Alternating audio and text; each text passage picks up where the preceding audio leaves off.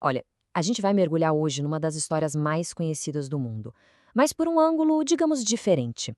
E se a gente pegasse esse texto tão famoso e tratasse ele não como uma lenda, sabe? Mas como uma reportagem investigativa, uma apuração de fatos, com lugares, pessoas, tudo bem real. Vamos nessa? E o ponto de partida de tudo isso é uma pergunta que, sério, parece coisa de filme. Como é que um sorteio, uma coisa totalmente aleatória, pode mudar o curso da história? Porque no fundo foi exatamente isso que aconteceu. Não foi um plano mirabolante, não foi uma grande batalha. Foi um momento de pura sorte, sabe? Que pegou uma pessoa comum e jogou ela no centro de um evento gigantesco. E para ter uma noção do que significa essa sorte, vamos colocar em números. Pensa só, 20 mil. 20 mil sacerdotes servindo na Judéia naquela época. A chance de um deles ser o escolhido, o sorteado para oferecer o incenso no lugar mais sagrado do templo, nossa, era minúscula. Tão pequena que a maioria, esmagadora maioria, morria sem nunca ter tido essa honra. Então, para o nosso personagem, Zacarias, isso foi literalmente como ganhar na loteria. Bom, então o nosso roteiro de investigação hoje vai ser esse aqui. A gente começa com essa chance improvável do sacerdote, depois dá uma olhada no relatório do autor, desenterra umas aldeias com a ajuda da arqueologia, entende o clima da época e fecha com o cântico profético de Zacarias, que meio que amarra tudo. Certo. Vamos começar pelo começo. Quem escreveu essa história? Lucas. E o mais interessante é como ele se apresenta. Ele não chega falando, era uma vez. Nada disso. Ele se coloca na posição de um investigador, um pesquisador sério que está compilando um dossiê bem detalhado para alguém. E a primeira pista está logo ali no texto. Ele se dirige a Excelentíssimo Teófilo. Excelentíssimo não era um "e aí, beleza"? Era um tratamento super formal, reservado para uma autoridade romana, um oficial de alto escalão. Isso já muda tudo, né? Mostra que Lucas não estava escrevendo uma carta para um amigo, mas sim um relatório sério, quase oficial, para uma pessoa de poder. E o próprio Lucas deixa isso bem claro, com todas as letras.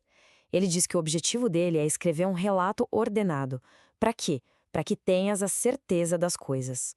Ordenado, certeza, essa é a linguagem de um historiador, de um jornalista investigativo.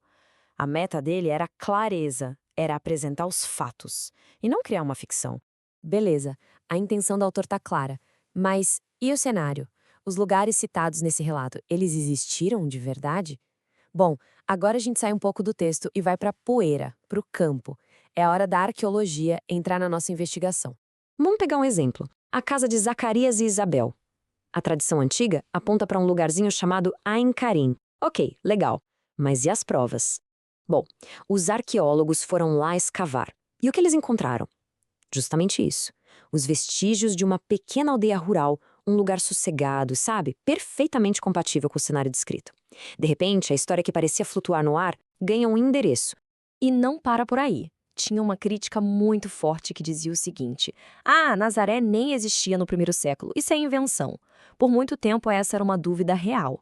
Aí, a arqueologia foi lá e, surpresa, as escavações não só provaram que Nazaré existia, sim senhor, como revelaram que era exatamente como o relato sugere, um vilarejo minúsculo, pobre, sem importância nenhuma. Ou seja, mais uma evidência que bate com a narrativa. Ok, a gente já tem o autor e os locais, mas para entender a profundidade do que está acontecendo, a gente precisa dar um zoom out e olhar o contexto. A Judéia do primeiro século era um lugar de contrastes absurdos. De um lado, você tinha o poder bruto, a opressão, a política, e do outro, a fé silenciosa, a esperança das pessoas simples. É como se existissem duas Judéias vivendo no mesmo lugar. Tinha a Judéia de Herodes, a dos projetos faraônicos de construção, das moedas carimbadas com símbolos de poder, da autoridade política brutal. E tinha a Judéia de Zacarias, a do serviço humilde no templo, da fé quieta, da esperança de um casal já idoso. É exatamente no choque entre esses dois mundos que a nossa história se desenrola. E quando o anjo faz o anúncio a Maria, aquilo não surge do vácuo, sabe? Para quem conhecia as escrituras, para quem estava imerso naquela cultura, aquilo era a conexão de vários pontos. Era como se promessas feitas centenas de anos antes sobre um herdeiro do trono de Davi estivessem finalmente se encaixando. E com um detalhe, a missão não era só local, era universal. E aí, chegamos ao clímax do capítulo. Pensa bem, Zacarias passou meses mudo. impossibilitado de falar. E quando a voz dele finalmente volta, as primeiras palavras não são simples, ufa, obrigado. Não. O que sai da boca dele é uma explosão, uma declaração profética que amarra tudo que a gente viu até agora. Os especialistas têm um nome bem legal para esse cântico de Zacarias, o Benedictus. Eles chamam de ponte teológica. E a imagem é perfeita. Pensa numa ponte, de verdade. De um lado, você tem todo o passado, toda a história de Israel, as promessas antigas. Do outro, o futuro, os eventos que estão começando a acontecer. E o cântico? O cântico é a estrutura que liga essas duas margens. E essa ponte é construída, olha que genial, em 3 arcos, 3 partes. Ele começa no nível pessoal, falando do futuro do próprio filho. Depois, a câmera abre e ele fala da nação, do cumprimento das alianças feitas com Abraão e Davi.